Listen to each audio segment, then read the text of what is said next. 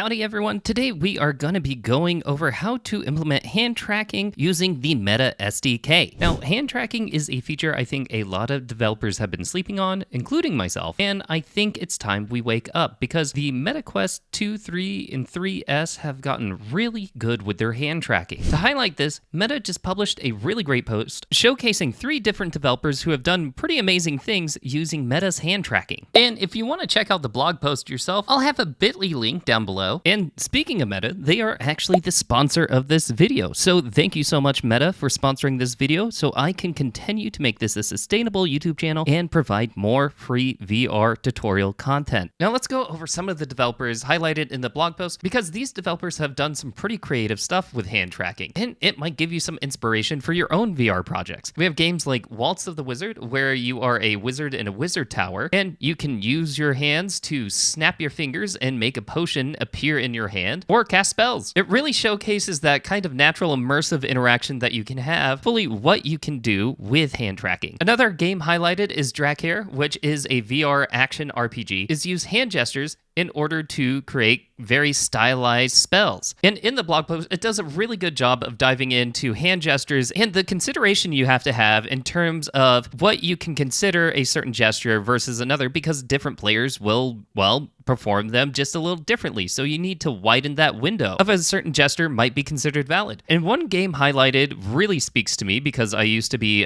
Orca Dork is Maestro, and where you use your hands to conduct an entire orchestra. And I remember when this was still a demo and thinking, yeah, this just feels natural and great. And also, it feels great to be back in an orchestra. Players have even recorded themselves holding things like cucumbers and spatulas just so they feel like they have a baton in their hand while they're playing. This blog post also dives into best practices and supplies a ton of different resources that you can use to get started. So make sure to check out the blog post. I'll be linking it down below. And with that, let's get started with the tutorial so I can show you how easy it is to get started with hand tracking and the Meta SDK. Now, for this tutorial, I am using the Universal Render Pipeline, and I'm using Unity version 6.2. But you should be able to follow this tutorial with 6.0 or 6.1. There will be a little bit of a difference further in the tutorial that I will highlight, but outside of that little difference, that's all you need to get started. So I'm going to go ahead and create this project. Now with the scene loaded, this is just a basic URP project. So we are going to need to get our XR project manager installed, and this is going to be responsible managing, well, our XR plugins. So we go ahead and click install here. And once it's installed for the PC side of things, we're going to use OpenXR. Just click that box and it'll start to add those packages. And you'll see here, it'll say project validation. We're going to go ahead and hit fix all. And it looks like it might be done, but you can see down here, it says compiling scripts. It's still working in the background, so it might take a few moments.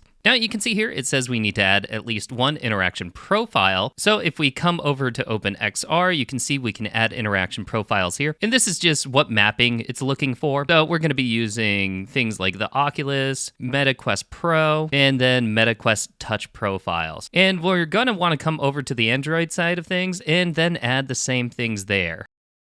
Now, we could come down here and click all these buttons and add things like Meta Quest support, but instead, when we add the Meta Quest SDK, I believe it will automatically check all the things for us. So let's go ahead and head over and do that. So we need to come over to the package manager, and the problem is, it is going to be under My Assets. So that means you have to add it yourself to your assets. And you can do so through the Unity Asset Store. Just look up Meta XR All-in-One SDK and you can add it to your assets. And once you've done that, you should be able to come back here to your package manager. And you can see after typing in Meta, let me enlarge this. After typing in Meta, the Meta XR All-in-One SDK, I can install it. Now, once it's installed, it's going to say, do you want the Meta XR feature set enabled? I'm going to say yes. And then after that, it will pop up this lovely little resource here. So let me minimize this project window. And so what Meta provides here is a ton of different resources for you to get familiar with their SDK. You have things like building blocks, so you can kind of kickstart. If you have a certain interaction in mind, you'll be able to just drop them into the scene and play with it. They also have a ton of samples and showcases, release notes, API references. It kind of centralizes all the resources you need to get started. But let's go ahead and exit out of that really quick and make sure things are set up correctly. You can see here we got something that popped up from the Meta tool. So I can also come over here. This is different from the XR plugin management project validation, Meta also has their very own validation here. So you can see here there's a few things it doesn't like, and just like with the project validation and XR plugin management, we can just hit fix all. Now, once that run through, there are a few recommended fixes. I'm going to go ahead and click apply all. And then I'm not too concerned about these for now. I'm going to come over here to the PC side and then hit fix all. And so it looks like things are looking good for the Meta XR validation. We should come back here, make sure we're not getting any errors here. All right, so our project looks like it's validated. So it looks like our project is all set up already. And so now we just need to have some VR interactions. Now, before we start adding things to the scene, there's one last thing I want to mention, and this is what platforms are available to you. So if you're using Unity 6.0 or up, you should be able to find the MetaQuest profile for your project. If you don't, you can just add it here. If you're using a later version, then you would just have to switch to the Android like you would previously in the past. I'm going to go ahead and go with the MetaQuest profile and click switch platform. All right, now that it has switched over, it is time to get cooking. And like I said before, adding in hand tracking and getting started is pretty shrimple. So if we come to the Meta XR tools and building blocks, we can see all these different things we can add in.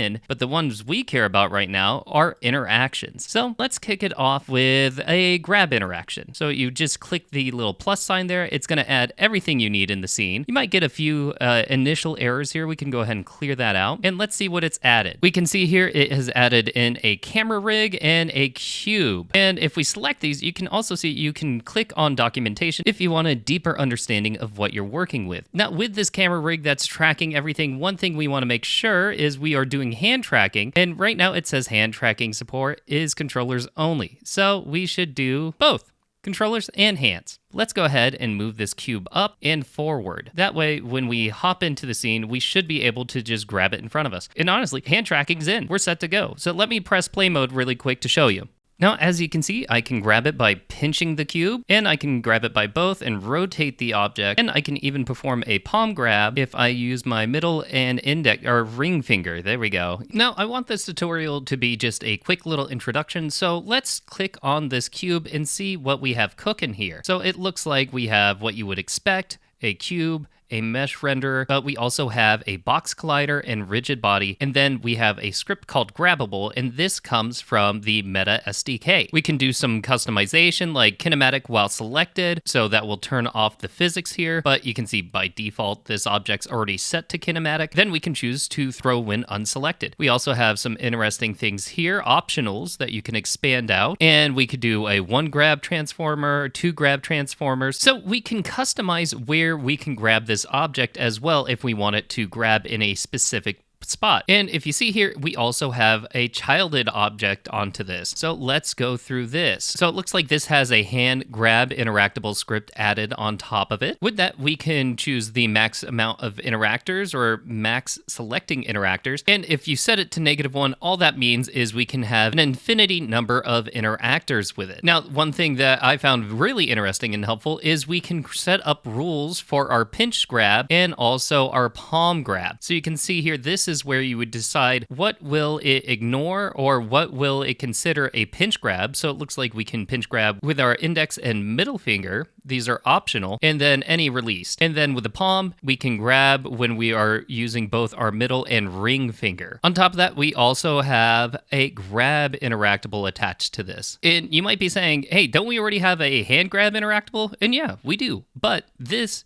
allows you to grab with the controllers. So that is just the difference between these two scripts. One is for your hand tracking and the other is for when you're doing controller grab. So let's continue to see what other interactions we can add very easily. If I go back to interactions, let's say we want to do something like poke. So I'll go ahead and add that in, and it added this little poke interaction here, and I'm going to go ahead and move it up, and I kind of goofed earlier with the cube. And you know what? I just noticed this was my bad. I should have deleted this main camera, but it looks like when the building blocks added the camera rig, it automatically disabled this, so it wasn't interfering with me. But I'm going to go ahead and delete the main camera now, and I am going to move this poke interactor. As I was saying, the camera rig is facing this way. And so I had the cube in the wrong spot, so I'm going to go ahead and move the cube 2 over to this side. And let's see if we can see them side by side. That looks pretty good. Okay, so I'm gonna start it up and see if the poke interactor works. So I'm in the scene and I'm poking the button. So it works. Now, it's not enough that we can just poke these things. We do need to add some kind of haptic feedback because, well, we don't have vibrating hands or anything like that. So how do we get the events of when this is selected or deselected? And the Meta SDK actually offers something really nice here. We have event wrappers. So if I type in event wrapper, you can see we have a bunch of different event wrappers that we can pick from, but for this one, I'm going to use a pointable event wrapper, and this is going to be on our grabbable cube. And all I have to do is drag this script into here, and now we have all this exposed. And so we can see here, we can have this exposed now of when we're selecting something or unselecting something. So let's say we wanted to play a little audio cue. So I'm going to go ahead and add an empty object here, call it audio, and then as you would expect, we need an audio source. And since we are working in VR, I like to have it set to Spatial Blend 3D. And then finally, we need an audio clip to play. And I just found a cartoon pop. I mean, you can use whatever audio you'd like, but we just put that right there. Make sure it doesn't play on awake. And now we need to call this from here. But Meta provides a very nice little script here called audio trigger that we can add. And so if we add that in, looking for an audio source, which is going to be this guy, and some audio clips. So I'm going to go back to my audio little pop. I'm going to add that there. And then we can go back to this cube and use one of these exposable events to call that script. So I'm going to go ahead and click the plus, add the little audio there, audio trigger, and then play audio. And just for funsies and practice, let's go ahead and do that for the poke interaction. So I'm gonna come here. I'm gonna go ahead and look up the event. Actually, what am I doing? Why am I making my life harder? I'm gonna copy and paste it. There we go. Yeah, I mean, it's doing everything that I want it to do there. I just need to add it to my events. And we'll do the same thing there. Now, let us pop in and see if this is working. So as you can see, when I poke it, it makes a little pop sound. And when I grab this, it also pops. So like I said, all of this is pretty Shrimpo. If you want to learn even more about hand tracking or how to customize this even more, they have a great set of examples here. If you go to Package Manager, and then if we go to the Meta XR Interaction SDK, we can download some samples. So we're going to go ahead and import these sample scenes, expand this out, and you can see we have a whole ton of examples of different things that we can interact with and how they implemented them. Oh, it looks like it wants Text Mesh Pro. Sure. And I'll go ahead and click Fix. And so you can see here, we have a bunch of poke interactors that we can play around with. And we can go ahead and select it, expand it, and see how they've implemented and customized these different things. So again, if you're just getting started with the Meta SDK, make sure to check out the blog post, download these examples, and try all of this out yourself. I hope you found this helpful, Shrimpo, and got you excited for hand tracking. Let me know in the comments what you plan on making with some hand tracking, and if you'd like me to dive a little deeper into Meta hand tracking and more interactions that you can do with it. Thanks for stopping by. I appreciate it, and as always, a big thank you to my patrons. And I will see you all in my next one. Bye-bye.